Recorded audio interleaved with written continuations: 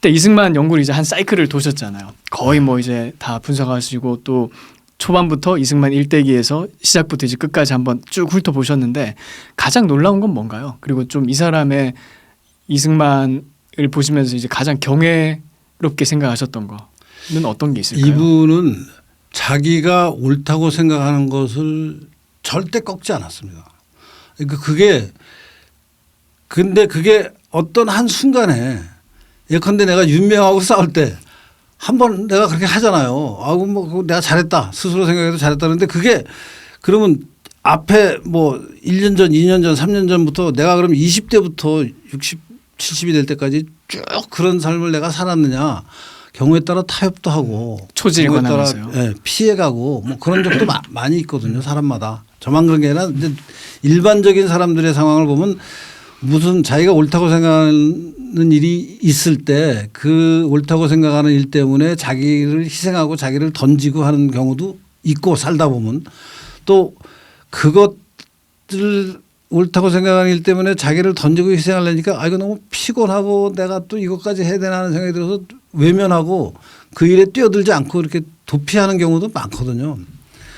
근데 이승만 대통령은 물론 참 전체에서 그런 경우가 완전히 없진 않지만 10대 후반부터 70이 될 때까지 대통령이 되고 대통령이 돼서 90살이 될 때까지 옳다고 생각하는 일이 너무나 이루기 어려운 거가 많았는데 피하지 않고 대부분 싸워요. 그래서 그걸 다 성취해요. 진짜 대단한 분인 것 같아요. 그러니까 10대 후반 20대 때 감옥에 들어가잖아요. 감옥에 들어간 게 자기가 우리나라를 자유민주주의 미국과 같은 나라로 만들고 싶은데 이놈의 입헌군주제 뭐 그래서 영국같이 입헌군주제를 하자 뭐 고종은 절대 그거 안 된다 이거하고 싸운 거 아니에요. 그러고 나서는 일본 제국주의하고 싸우죠. 미군정하고 싸우죠. 대통령 되고 나서는 공산당이랑 북한 김일성이랑 싸우죠. 미국이랑 싸우죠. 정말 자기가 옳다고 생각하는 위해서 평생을 싸운 사람이에요. 진짜 대단하더라고요. 어떻게 이런 에너지가 나오냐. 지쳐요 보통.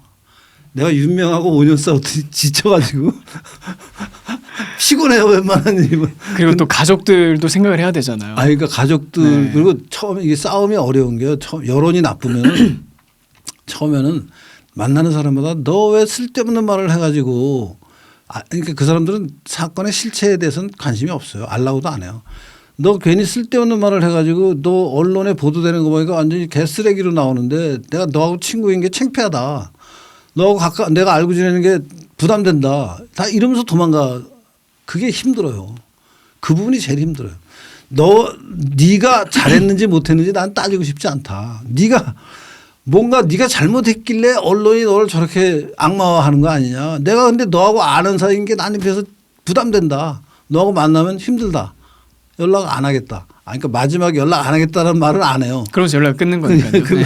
그 부분이 내가 이제 그런 상황을 겪으면 결국 나하고 친하게 지낸 게 지금 후회된다는 얘기 아니냐 하는 생각을 하게 되면서 되게 나는 나대로 상처를 받는 거예요. 근데 그것을 내가 한 번 해봤더니 힘든데. 한 사이클만 해보셨는데도. 이승만 대통령은 이걸 평생을 하는 거예요. 평생을. 아니 보세요. 어렸을 때 과거 시험 몰래다가 이제 과거가 없어지니까 가보개혁으로 배제학당 가잖아요. 배제학당 갔더니 물론 배제학당에서 사귄 친구들 있지만 원래 사귀던 친구들은 너 왜 그 서양 귀신이 씌어가지고 가서 무슨 선교사들한테 무슨 서양 학문을 배울 게 뭐가 있다 그래. 하긴 그랬겠네요. 당연히 그랬죠. 이승만은 굉장히 고민했어요. 그것 때문에. 그러면서도 이제 이게 옳다고 생각하면서 배제학당으로 가서 선교사들 만나서 그동안 공자 맹자만 알다가 막 서양의 성경책을 읽고 서양의 근대 학문 체계를 익히고 나니까 얼마나 외롭고 힘들었겠어요. 그거를 뚫고 나가는 사람이에요. 그리고 미국 가서 박사까지 받고 그 박사 받은 동안 내내 일본하고 싸우는 독립운동하고 그러다가 대통령이 이제 일본이 물러갔더니 미군정이 좌우 합작한다고 그래서 또 미군정이랑 싸우죠. 대통령이 됐어요. 북한이 쳐들어와. 북한하고 싸워야지 또.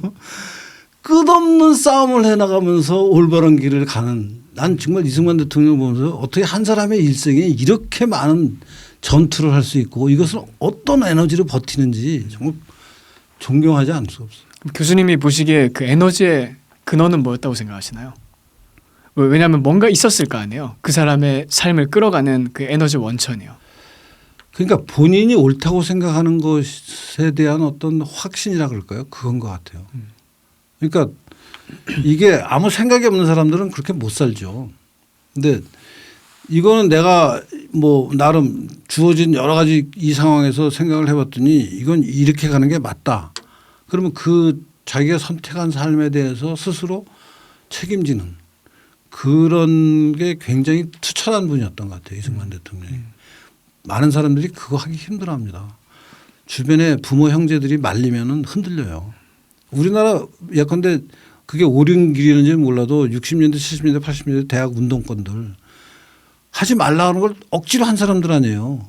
끝까지. 근데 그게 요새 와서는 또 다 옛날에 우리 노선 잘못됐다고 다시 전향하고 그러는데 하여튼 그런 식의 그 현실에 안주하지 않고 자기가 그 주어진 현실에서 판단할 때 앞으로는 이렇게 가야 된다라고 하는 것이 대세랑 틀린 판단을 하는 사람들이 있죠. 많고 주변에. 근데 그것을 보통 한두 번 해요. 사람들이 일생에. 안 하는 분들도 많고. 근데 이승만은 평생 합니다. 그걸 계속. 투사였네요. 투사. 정말 네. 대단한 분이에요. 정말.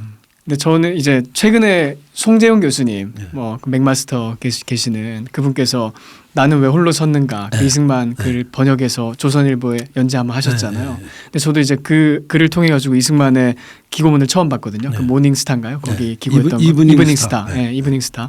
거기서 보니까 이승만이 자기가 왜 그 미국과 세계 각국 지도자들의 반대에도 불구하고 그렇게 독단적으로 또는 고집스럽게 한국의 독립을 위해서 그렇게 싸웠는지 설명을 하면서 약간 자신의 삶의 철학도 이렇게 보여주더라고요. 근데 저기서 기억에 남는 대목이 그거 한번 얘기해 보세요. 네, 궁금하네요. 나는 내가 하는 일이 내 생전에 이루어지지 않는다는 것을 알았음에도 불구하고 또는 그럴 가능성이 충분함에도 불구하고 이 일이 옳다는 것을 믿었습니다. 그렇게 얘기하더라고요. 네. 그러니까 결국에는 이승만은 역사에는 어떤 올바른 방향이 있다라고 확신했던 것 같아요. 그리고 그 방향 속에 자기가 지금 선택하는 길이 그 역사의 정방향이라고 하죠. 그 자유가 확대되고 인권이 확대되는 그 정방향과 정확하게 일치된다는 그 어떤 종교적 신념에 가까운 확신을 가지고 있었던 것 같아요. 그러니까 자기가 당대 그 열매를 보지 못하더라도 그 행동을 함으로써 그냥 싸우는 그 자체가 의미가 있지 않느냐 그런 의사를 표현하기도 하더라고요. 그리고 또 하나 더 약간 좀 제가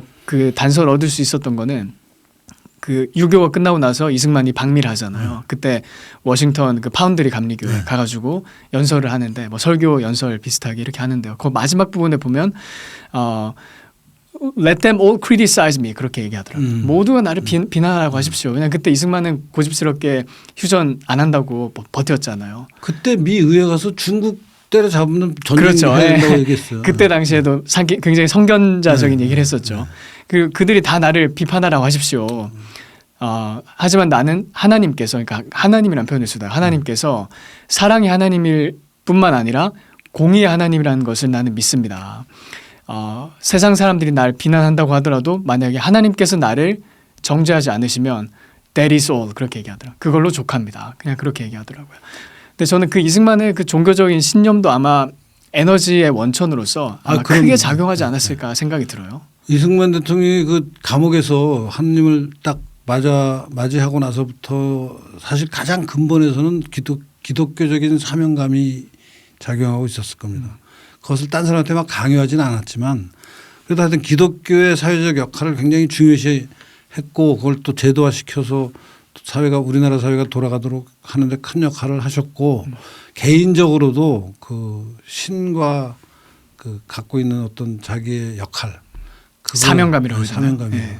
그거에 굉장히 투철하신 분이었고 이승만 대통령은 알수록 진짜 아까 그 조갑재 선생님이 한 말도 맞는 말인 것 같고 지금 우리 노태정 방송인께서 얘기하신 그 이승만 개인의 동력 사실 이승만을 비난하는 사람들이 너무 많았어요. 그때 지금도 그렇고 근데 자기가 옳다고 생각하는 것을 관철하기 위해서 그 많은 비난을 뚫고 싸우고 피해가지 않았습니다. 이승만이.